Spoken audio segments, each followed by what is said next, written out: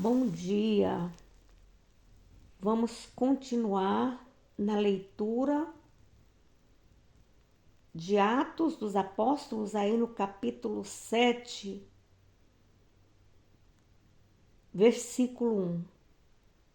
Então o sumo sacerdote perguntou a Estevão: essas acusações são verdadeiras?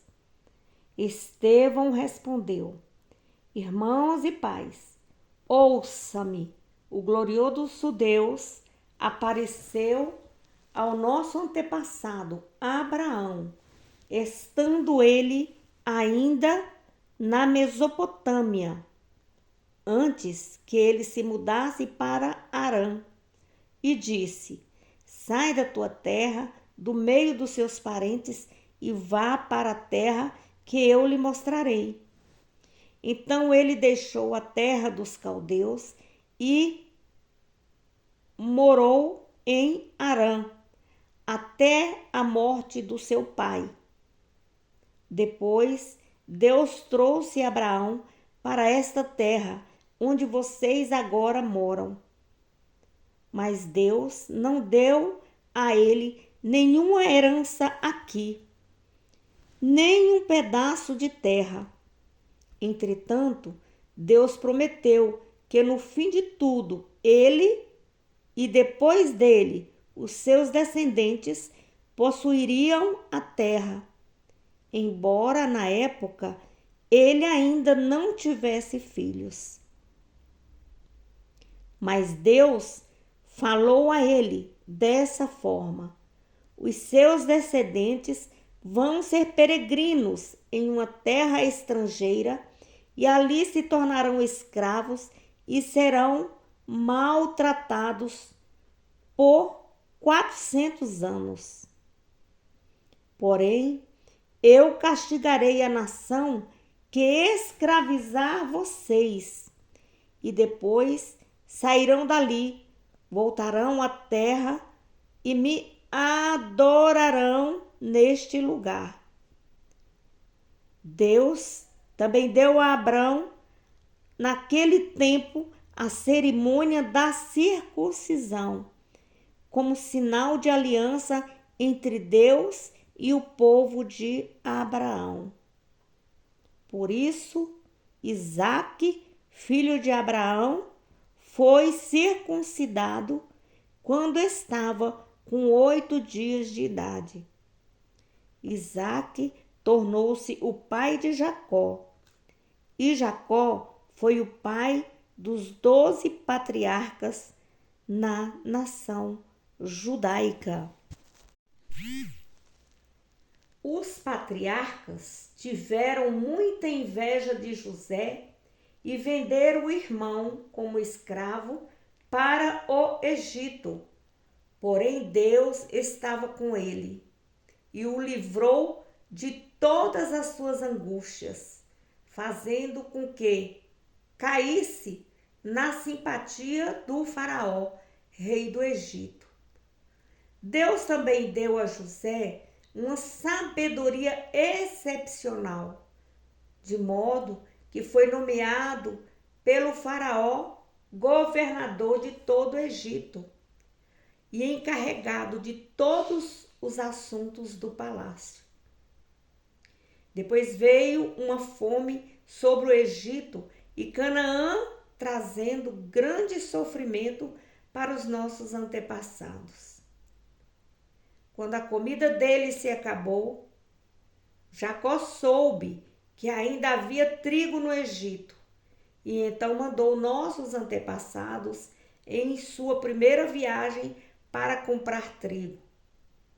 Quando foram a segunda vez, José revelou a sua identidade a seus irmãos, e eles foram apresentados ao faraó.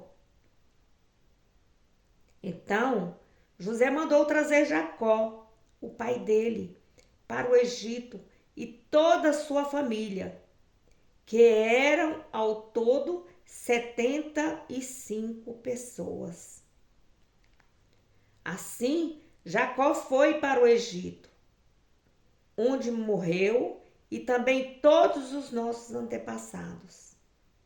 Seus corpos foram levados de volta para Siquém e sepultados no túmulo que Abraão tinha comprado dos filhos de Amor, pai de Siquém, por um certo preço.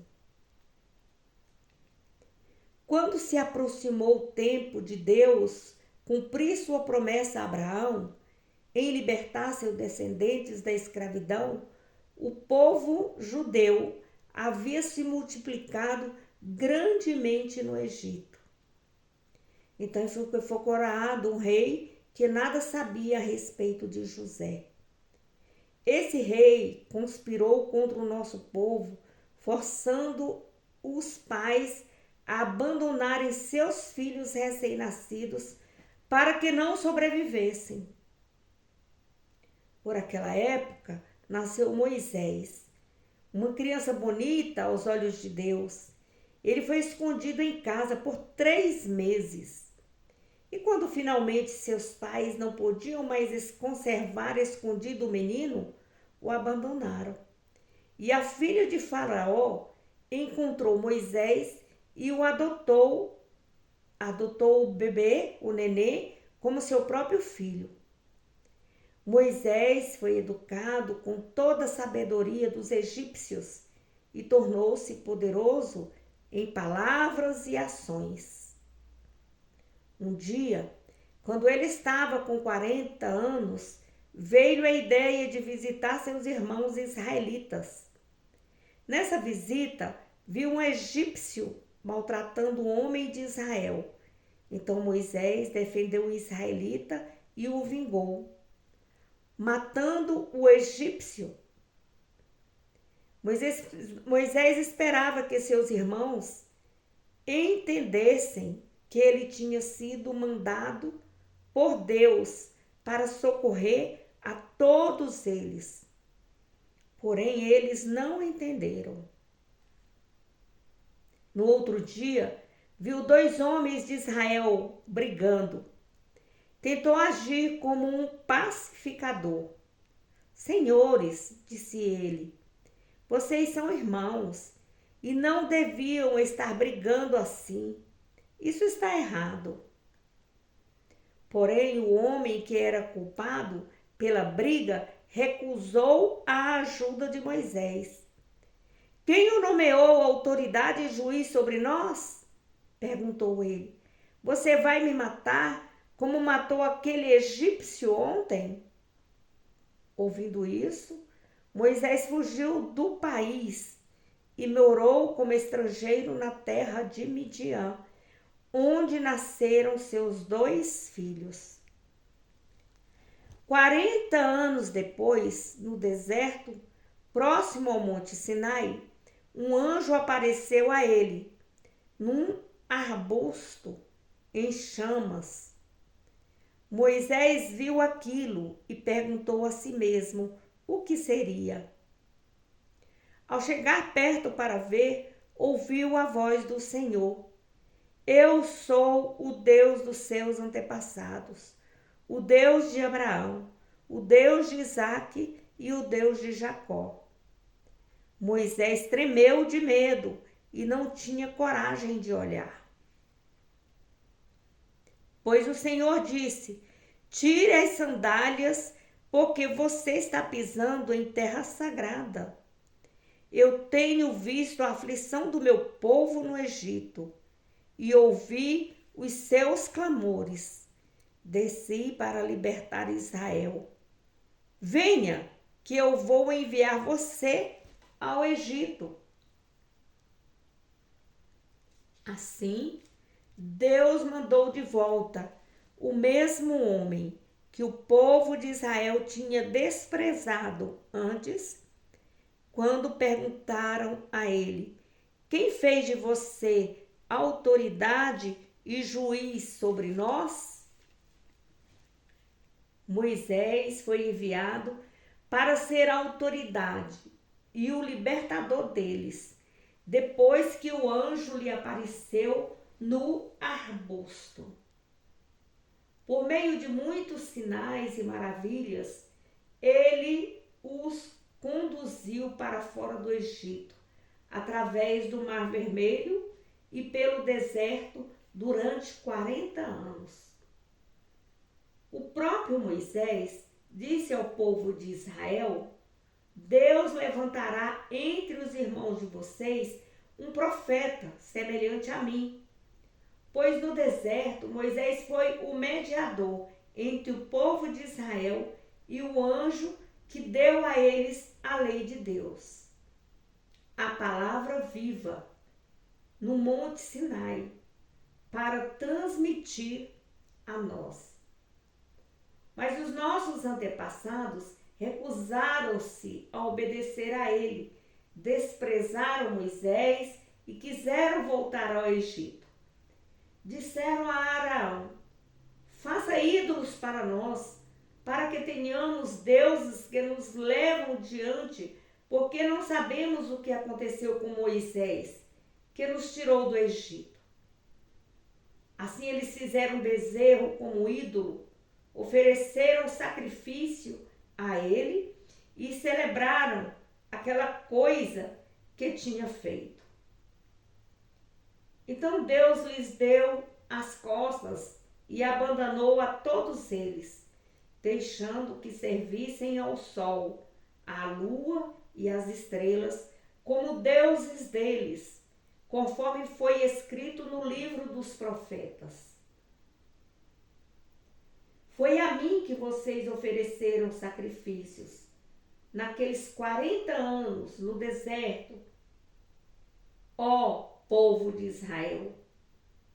Não, o interesse verdadeiro de vocês estavam nos seus deuses pagãos, em Moloque, na estrela do seu deus Refã, em todas as imagens que vocês fizeram para adorar. Portanto, eu enviarei vocês para o exílio, para além da Babilônia. Os nossos antepassados levavam com eles o tabernáculo da aliança, através do deserto. O tabernáculo foi fabricado exatamente de acordo com o plano de Deus, como Deus tinha mostrado a Moisés. Anos depois, quando Josué conduziu as batalhas contra as nações estrangeiras, esse tabernáculo foi levado com eles para o seu novo território e usado até o tempo do rei Davi. Deus abençoou grandemente a Davi, que pediu que lhe permitisse construir uma habitação permanente para o Deus de Jacó. Porém, foi Salomão que construiu esta casa. Contudo, Deus não habita em casas feitas por mãos humanas, como diz o profeta. O céu é o meu trono e a terra é o estrado dos meus pés. Que espécie de casa vocês podiam construir? Diz o Senhor. Ou onde será o meu lugar de descanso? Por acaso não fui eu que fiz todas essas coisas? Como vocês são rebeldes e duros de coração, será que resistirão para sempre ao Espírito Santo? Seus antepassados agiram assim, e vocês agem da mesma maneira. Digam o nome de um profeta que os antepassados de vocês não perseguiram. Eles até mataram aqueles que profetizaram sobre a vinda do justo, a quem vocês traíram e assassinaram. Sim, e vocês de propósito desobedeceram às leis de Deus, embora fossem recebidas das mãos dos anjos. Os líderes judaicos ficaram ardendo em raiva com a acusação de Estevão e rangiam os dentes de fúria. Mas Estevão cheio do Espírito Santo, olhou para o céu e viu a glória de Deus e Jesus em pé, à direita de Deus. Então disse a eles: olhem, eu estou vendo os céus abertos e o Filho do Homem em pé, à direita de Deus. Mas todos se revoltaram contra ele, tamparam os ouvidos e, gritando bem alto, avançaram contra Estevão.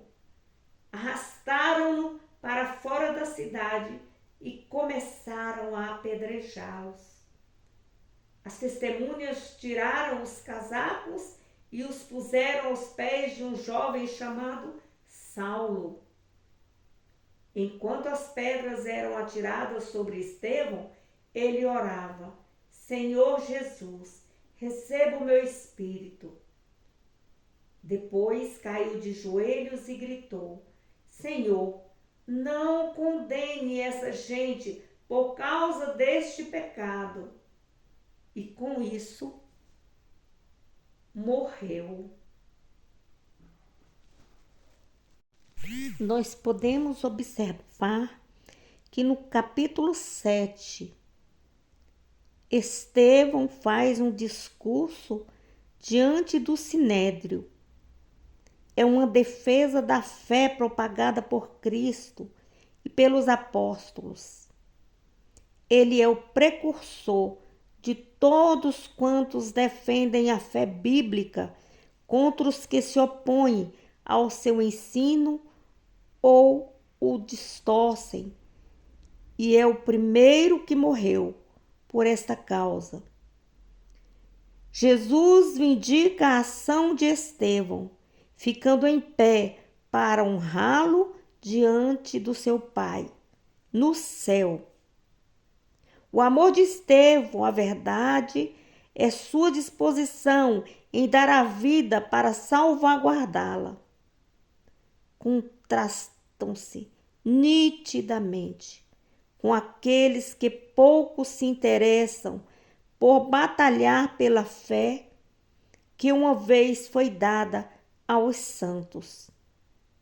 E que em nome do amor, da paz, da tolerância, não veem qualquer necessidade de oposição aos falsos mestres, nem aqueles que distorcem o evangelho puro, em favor da qual Cristo morreu. Podemos ver neste capítulo também a mão de Deus conduzindo sua igreja através de Moisés e dos seus santos. Uma igreja peregrina que está longe da terra prometida, aonde Deus não habita em quatro paredes. Não temos como construir uma igreja para o Senhor, Deus, porque Ele é glorioso, majestoso, construiu a terra, os céus, os mares, as plantas, tudo o que existe no planeta e fora do planeta. Então o homem jamais será capaz de construir uma igreja para Deus, porque Deus não habita. Deus não está presente em casa, em templos, construída por mãos de homens. Porque ele diz aí que o céu é o seu trono e a terra é o estrado dos seus pés. Que Deus glorioso, que Deus grande, que Deus maravilhoso. Estevão, cheio do Espírito Santo, dizia essas palavras para aquela comunidade. Pais, filhos, varões, varoas, quem estava ali presente, principalmente as autoridades daquela localidade, o sinédrio. As palavras de Estevão refletem um princípio bem estabelecido nas Escrituras e na história da redenção. Aquelas pessoas que persistem em repudiar a Deus não somente são abandonadas por Ele, como também são entregues à influência do mal, à influência de Satanás, à influência das imoralidades. Porém, Deus irá continuar demonstrando o amor, o perdão, caso não haja resposta da parte daqueles que estão tripudiando de Deus. Estes irão ter a condenação eterna, que é a morte eterna. Deus perdoa e comunica o seu amor somente àqueles que voltam-se para eles com arrependimento sincero e em verdadeira obediência. E para aqueles que endurecem o coração, que sempre resistem ao Espírito Santo e que se recusam a aceitar a salvação divina, permanecerão somente a ira justa de Deus sobre cada um deles. No versículo 44, nós podemos observar que Deus sempre teve um padrão divino para ser seguido por seu povo. Deus tinha um padrão para Moisés, que servia de norma segundo o antigo concerto. Deus deu a Moisés instruções específicas para a primeira Páscoa no Egito, que se tornou padrão para todas as gerações subsequentes dos israelitas. Deus deu a Moisés os 10 mandamentos como padrão e norma moral para todas as gerações subsequentes. Deus mandou levantar um tabernáculo no meio do arraial de Israel, como cópia e sombra das coisas celestiais e da redenção que Deus planejara levar a efeito através do Senhor Jesus Cristo na terra. Moisés fez cuidadosamente o tabernáculo e todos os seus pertences, conforme o modelo que Deus estabelecera na sua sabedoria. Tão certamente como Deus tinha um padrão para o tabernáculo segundo o antigo concerto, Ele tem um padrão para a sua igreja segundo o novo concerto ou o novo mandamento. Os apóstolos do Novo Testamento não resolveram de modo arbitrário e aleatório como a igreja seria construída e constituída, porque o Pai e o Filho, mediante o que o Espírito Santo registrou nos evangelhos, nos Atos dos Apóstolos, nas epístolas e nas cartas às 7 igrejas, ali em Apocalipse, estabeleceu o padrão apostólico para a igreja. Infelizmente, depois da era apostólica, a igreja começou a apartar-se da revelação divina e a modificar o padrão celestial de Deus ao acomodar-se às culturas e à organização, conforme as ideias humanas e terrenas. O resultado tem sido a proliferação de padrões humanos impostos à igreja. Para a igreja de Jesus Cristo experimentar novamente a totalidade do plano, poder, favor e presença de Deus, deve deixar de seguir seus próprios caminhos e voltar a adotar o padrão apostólico do Novo Testamento como a norma perpétua de Deus para ela. Nós observamos no versículo 51 a história de Israel retratada em um pouquíssimo tempo através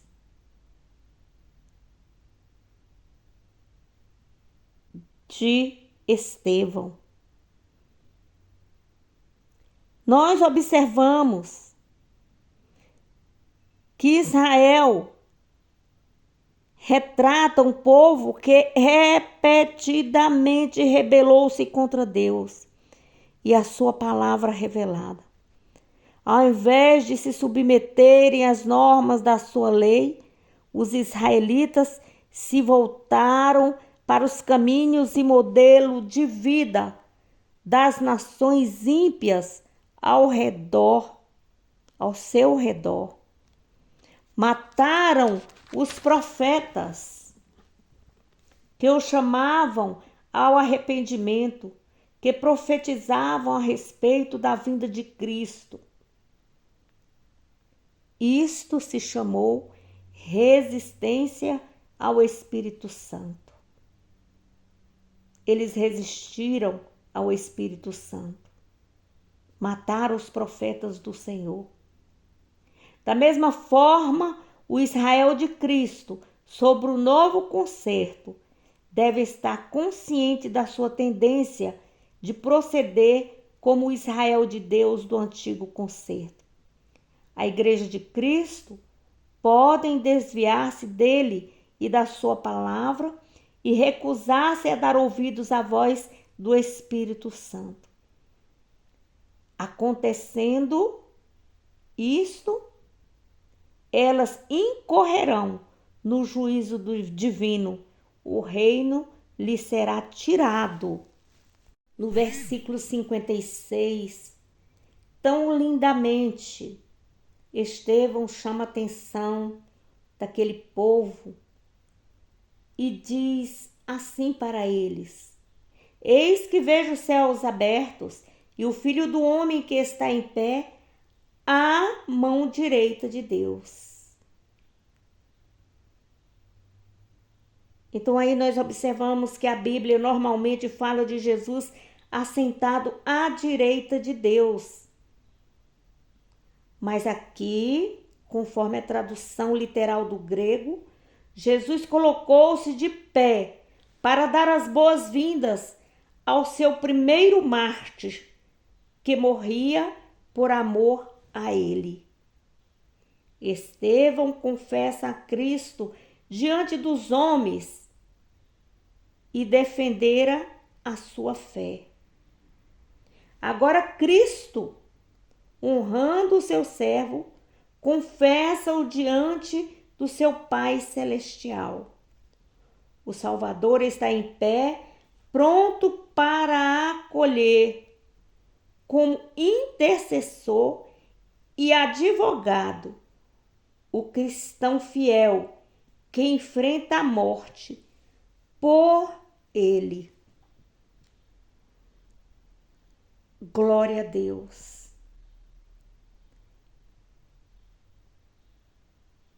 Leia a Bíblia. Estude a Bíblia.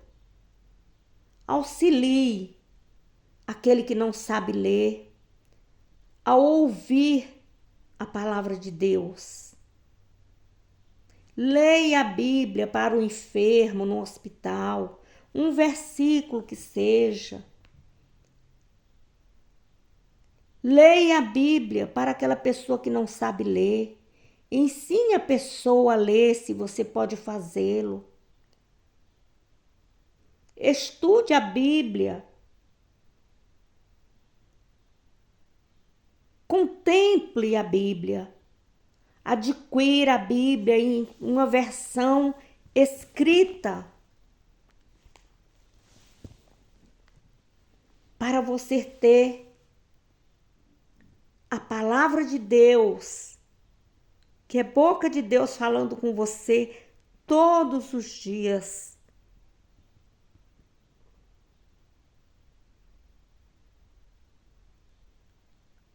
A paz do Senhor a todos.